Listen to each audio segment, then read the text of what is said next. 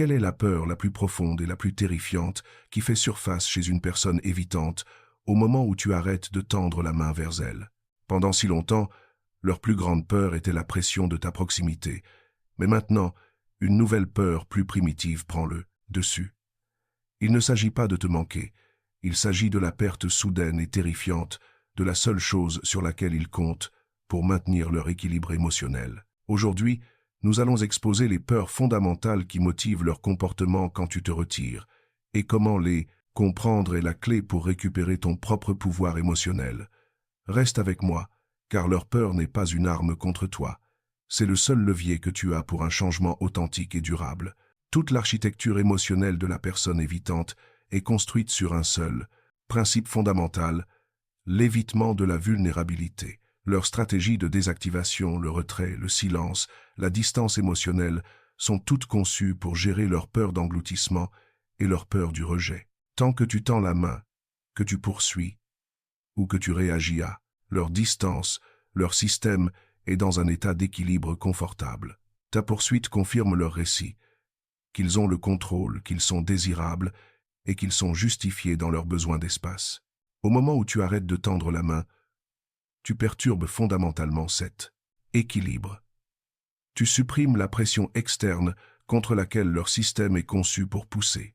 Et dans ce vide, l'évitant est forcé de confronter un ensemble de peurs qui sont bien plus terrifiantes que la peur de l'intimité. C'est l'inversion de leur monde émotionnel. La peur d'être piégé est remplacée par la peur d'être laissé. Et cette inversion est le catalyseur le plus puissant pour le changement dans toute la dynamique anxieux, évitant. Ton absence crée quelque chose que l'évitant n'a jamais eu à gérer auparavant, un espace vide sans personne pour le remplir. Quand tu tendais la main, ils avaient toujours quelque chose à résister, quelque chose contre quoi pousser, quelque chose à utiliser comme preuve que les relations sont suffocantes. Tes messages étaient de la pression, tes appels étaient des demandes, ta présence était une menace. Chaque fois que tu les rejoignais, ils avaient une raison de créer de la distance. Mais quand tu t'arrêtes, quand cette pression disparaît, ils se retrouvent avec rien d'autre que le silence. Et dans ce silence, leurs propres besoins, ceux qu'ils ont passé des années à supprimer, commencent à faire surface sans la distraction de ta poursuite pour les noyer. Ce vide est profondément troublant parce que l'évitant a construit toute son identité autour du fait de n'avoir besoin de personne. Ils se sont dit pendant si longtemps qu'ils sont mieux seuls, que les relations sont des fardeaux, que l'indépendance est une force. Mais quand tu les laisses vraiment seuls, quand tu leur donnes exactement ce qu'ils prétendaient vouloir, ils découvrent quelque chose de terrifiant. L'indépendance qu'ils appréciaient tant ressemble beaucoup à de l'abandon.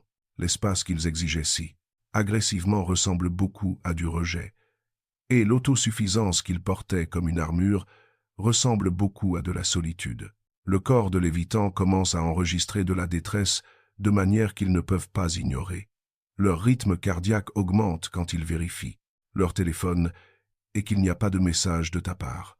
Leur estomac se serre quand ils réalisent que des jours ont passé et que tu n'as pas tendu la main. Ils se sentent agités, incapables de se concentrer, inexplicablement irritables, mais parce qu'ils ont passé toute leur vie à supprimer et nier leur besoin d'attachement, ils ne peuvent pas nommer ce qu'ils ressentent. Ils ne peuvent pas dire « tu me manques » ou « j'ai peur de te perdre », parce que ces déclarations contredisent tout ce qu'ils croient sur eux-mêmes. Alors à la place, ils rationalisent. Ils se disent que, vérifier juste par politesse, ils se convainquent qu'ils s'inquiètent pour toi.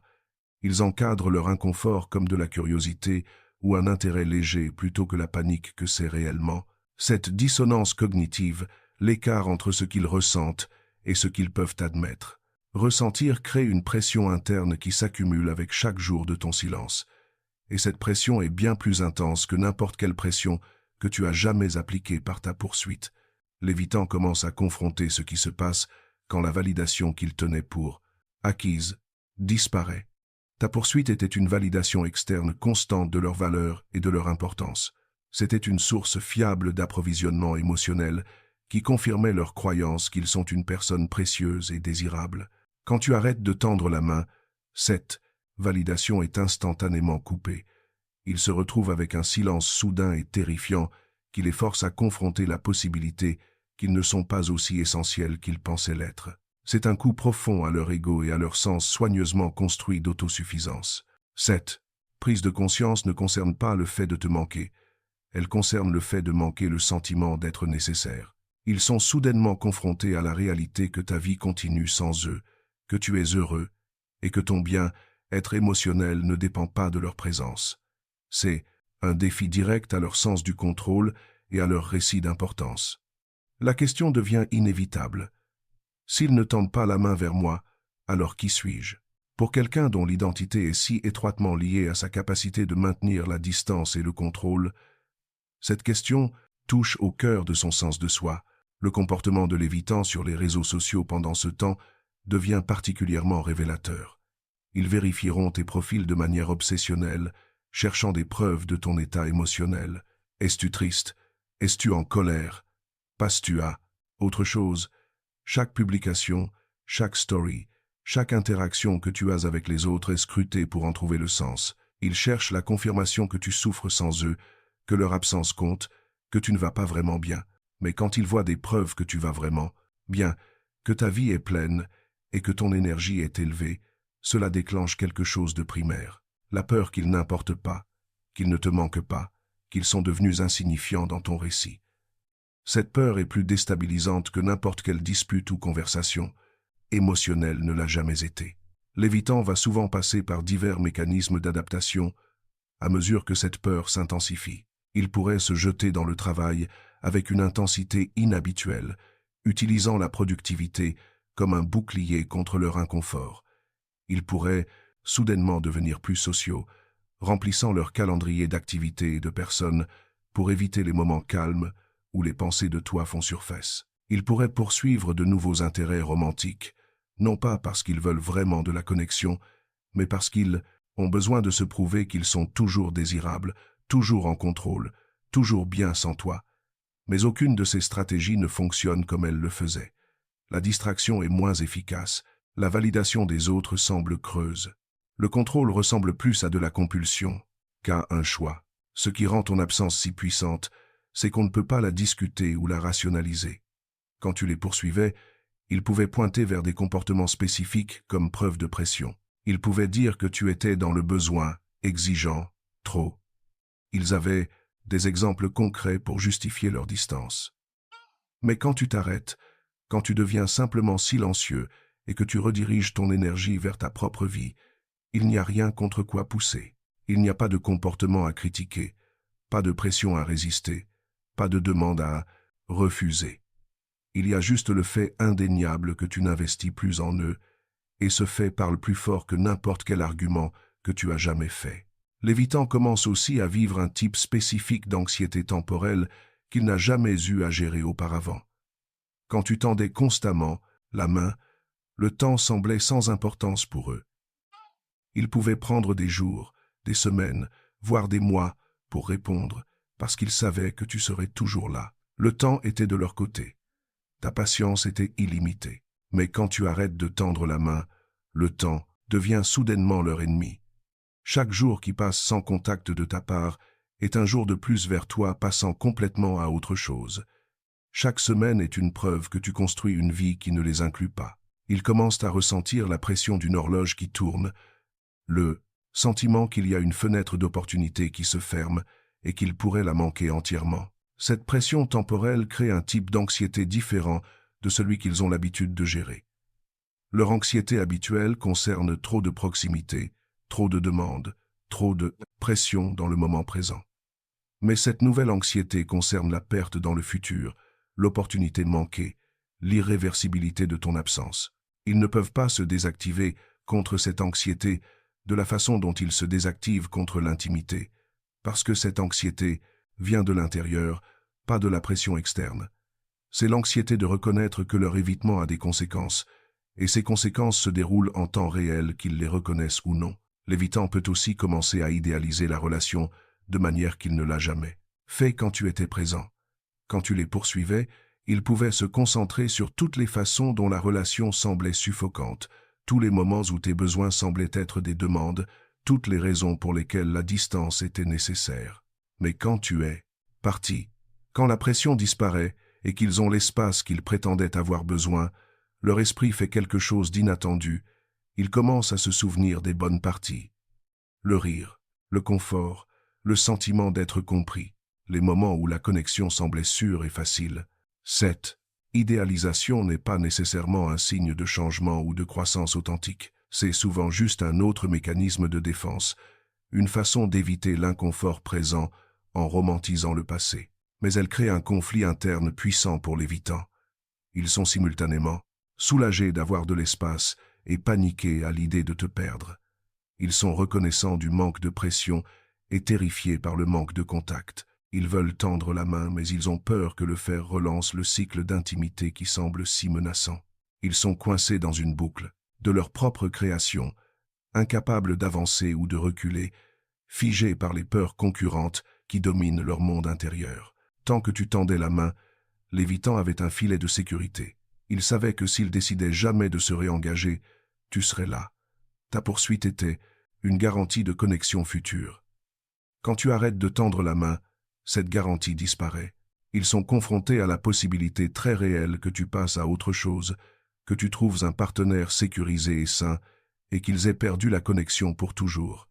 Cette perspective est terrifiante parce que cela signifie qu'ils ont perdu la seule chose qu'ils désiraient secrètement, une relation stable et aimante qu'ils pourraient accéder selon leurs propres termes. Le poids de la perte permanente commence à s'installer dans leur conscience. Pour la première fois, le coût de leur évitement devient tangible. Ils sont forcés de peser l'inconfort de l'intimité contre la douleur de te perdre entièrement. Et à mesure que les jours de ton silence s'accumulent, à mesure que les preuves s'accumulent que tu avances vraiment avec ta vie, la balance commence à te pencher. La peur d'être piégé, qui dominait autrefois chacune de leurs décisions, commence à sembler moins menaçante que la peur d'être laissé pour compte. Ce recalibrage interne est la seule chose qui a le pouvoir de supplanter leur peur de l'intimité. L'évitant confronte aussi quelque chose d'encore plus fondamental, la possibilité d'être vu pour qui il est vraiment. Toute sa personne est construite sur une façade d'indépendance et d'autosuffisance. Il présente un extérieur calme et imperturbable, même quand ils sont dans le chaos interne. Quand tu arrêtes de tendre la main, tu dévoiles essentiellement leur bluff. Tu signales que tu n'achètes plus leur performance. Ils sont terrifiés que tu vois la vérité, qu'ils ne sont pas aussi indépendants qu'ils prétendent l'être, qu'ils sont seuls, et qu'ils désirent désespérément la connexion. Cette peur motive une grande partie de leur comportement quand ils tendent la main à nouveau. Ils enverront souvent des messages vagues et non engagés conçus pour tester les os sans risquer la vulnérabilité. Un mème, une chanson, une question sur quelque chose de trivial. Ils vérifient pour voir si l'ancienne dynamique est toujours disponible, s'ils peuvent restaurer la façade de contrôle sans avoir à admettre qu'ils ont besoin de toi. Le contenu de ces messages est sans importance. Ce qui compte, c'est ta réponse, parce que ta réponse leur dira si les règles ont changé ou s'ils peuvent se glisser dans le schéma confortable de distance et de poursuite.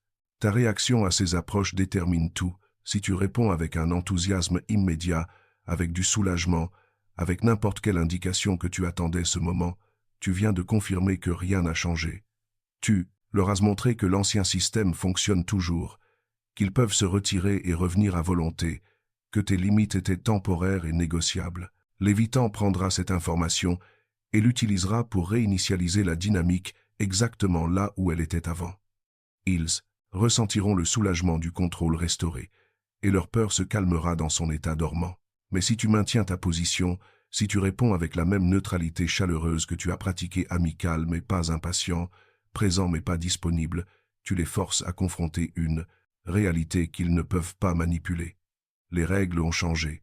Tu ne participes plus à l'ancien jeu, et cette prise de conscience crée une crise pour l'évitant, parce que cela signifie qu'ils doivent faire un vrai choix, plutôt que de simplement gérer tes réactions. La difficulté de ce moment pour l'évitant ne peut pas être surestimée. On leur demande de faire quelque chose qu'ils ont passé toute leur vie à éviter. Reconnaître le besoin, risquer le rejet, entrer dans la vulnérabilité sans la garantie d'un résultat positif. Chaque instinct qu'ils ont leur crie de se retirer, de se protéger, de retourner à la sécurité de l'isolement. Mais la peur de te perdre de façon permanente crée une contre-pression qui fait que le retrait semble également dangereux. Ils sont pris entre deux terreurs, et pour la première fois, Ils ne peuvent pas simplement se désactiver pour sortir de l'inconfort. L'évitant est forcé de décider si l'inconfort de la vulnérabilité authentique est moins douloureux que la perspective de te perdre de façon permanente. Ce n'est pas une décision qu'ils peuvent prendre rapidement ou facilement. Cela nécessite qu'ils confrontent des décennies de conditionnement, des années de schémas protecteurs et un système de croyances fondamentales qui dit que l'intimité égale le danger. Certains évitants se lèveront pour relever ce défi. Ils reconnaîtront que leurs anciennes stratégies ne fonctionnent plus et que, s'ils veulent maintenir une connexion avec toi, ils devront se présenter différemment. Ils commenceront le travail difficile et inconfortable d'apprendre à tolérer la proximité, à communiquer ouvertement, à s'asseoir avec leur inconfort plutôt que de le fuir. D'autres évitants retireront entièrement. Ils décideront que le coût du changement est trop élevé, que le risque de la vulnérabilité est trop grand, qu'ils préféreraient être seuls que de faire face à la terreur d'être vraiment vus. Ils te blâmeront d'être distant ou déraisonnable. Ils trouveront quelqu'un de nouveau qui jouera le jeu familier. Ils se convaincront qu'ils ne voulaient jamais vraiment la relation de toute façon. Et tu auras ta réponse. Pas la réponse que tu espérais, mais la réponse dont tu avais besoin. Tu sauras avec une clarté absolue que cette personne n'est pas capable ou désireuse de te rencontrer dans une relation saine, et tu peux avancer sans la torture de te demander « et si ». Il y a aussi un type spécifique de peur qui émerge chez les évitants qui ont un certain niveau de conscience de soi. Ce sont les évitants qui comprennent, au moins intellectuellement, que leurs schémas sont dysfonctionnels. Ils ont lu sur la théorie de l'attachement. Ils reconnaissent leur propre comportement dans les descriptions. Ils ont être même été en thérapie. Mais savoir et changer sont deux choses vastement différentes. Quand tu arrêtes de tendre la main, ces évitants conscients d'eux-mêmes vivent une couche supplémentaire de peur. La peur qu'ils se regardent détruire quelque chose de précieux et qu'ils sont impuissants à l'arrêter. Ce type d'évitant exprimera souvent de la frustration envers lui-même pendant les taux, moments où il s'ouvre. Ils diront des choses comme « je sais que je suis difficile » ou « je ne sais pas pourquoi je suis comme ça » ou « tu mérites mieux ». Ces déclarations sont des expressions authentiques de leur conflit interne. Ils peuvent voir les dommages que leur évitement cause. Ils peuvent reconnaître que leur peur est irrationnelle, mais le voir et être capable de le supplanter sont deux capacités différentes. Ton absence les force à s'asseoir avec cette conscience sans le soulagement de ta réassurance. Ils ne peuvent pas s'appuyer sur ton pardon ou ta patience pour adoucir la réalité de leur dysfonctionnement. Ils sont seuls avec la connaissance qu'ils sont leur propre pire ennemi, et cette connaissance est écrasante.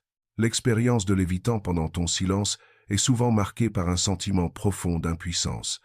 Ils sont habitués à se sentir en contrôle, à être celui qui dicte les termes de l'intimité, à avoir le pouvoir de créer et de dissoudre la connexion à volonté.